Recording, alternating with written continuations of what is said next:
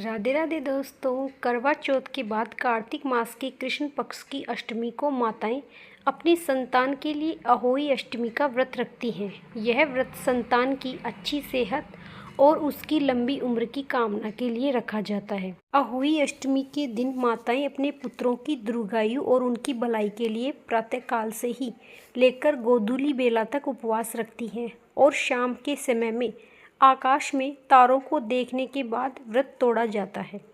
तो वहीं कुछ माताएं चंद्रमा के दर्शन करने के बाद भी व्रत को तोड़ती हैं, लेकिन इस दिन उचित समय पर चंद्रमा के दर्शन करना थोड़ा कठिन होता है, क्योंकि अहोई अष्टमी के दिन रात में चंद्रोदय थोड़ी देर से होता है। आइए जानते हैं अहोई अष्टमी से जुड़ी कुछ खास बातों को। अपने जानकर आप व्रत के नियम और महत्व दोनों को बड़ी ही आसानी से समझ पाएंगे। एक बात तो आप सभी जानते ही हैं कि अहोई अष्टमी का व्रत निर्जला व्रत रखा जाता है, लेकिन इसके साथ ही व्रत का संकल्प करते समय अपने स्वास्थ्य का ध्यान भी अवश्य रखें। और अगर आप पूर्ण रूप से स्वस्थ हैं तभी इस व्रत को निर्जला रखने का संकल्प लें। इसके अलावा इस व्रत में सास ससुर या घर के किसी बड़े के लिए बायना निकाला जाता है, इसलिए इस दिन यह काम अवश्य रूप से जरूर करें। व्रत करने वाली माताओं को इस शुभ दिन के किसी भी समय में सोना नहीं चाहिए, क्योंकि माना जाता है कि ऐसा करने से संतान की उम्र कम होती है।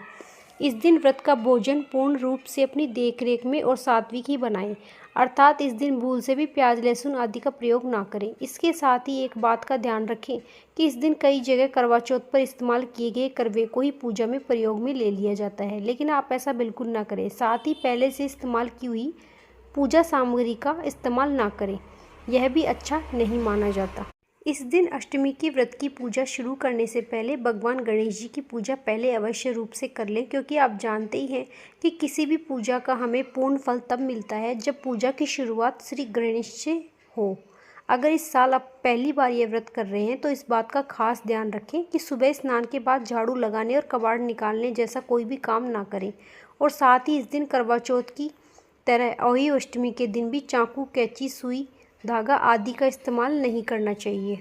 इस पावन व्रत को करने वाली सभी माताएं इस बात का अवश्य ध्यान रखें कि अगर आपके संतान के वैवाहिक या पारिवारिक जीवन में किसी प्रकार की बाधा आ रही है तो आप इस शुभ दिन में अहोई माता को गुड़ का भोग लगाएं और उन्हें एक चांदी की चैन अर्पित करें एवं माँ पार्वती के मंत्र ओम ह्रीं उमाय नमः का 108 बार जाप करें और प्रसाद के रूप में अपने संतान को गुड़ खिलाएं और अपने हाथों से उसके गले में माता को अर्पित की हुई चैन पहनाएं। उसके सर पर हाथ रखकर आशीर्वाद जरूर दें। यह काफी शुभ बताया जाता है। आप जानते हैं इसकी शुभ तारीख। इस वर्ष कार्तिक मास में कृष्ण पक्ष की अष्टमी तिथि 13 अक्टूबर 2025 दिन सोमवार को है और इसी शुभ तिथि को अहोई अष्टमी का पावन व्रत संपन्न किया जाएगा। इस साल अहोई अष्टमी के पर्व में पूजा करने का शुभ मुहूर्त शाम के 6:11 से शाम के 7:26 तक का है तथा इस दिन तारों को देखने का समय शाम को 6:35 का है। अहोई अष्टमी के दिन चंद्रोदय के लिए आपको रात के 11:18 तक इंतजार करना पड़ेगा।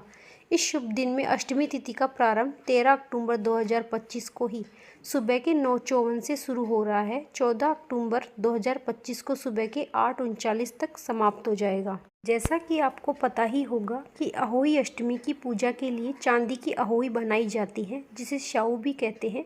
पूजा के समय इस माला की रोली अक्षत से पूजा की जाती है।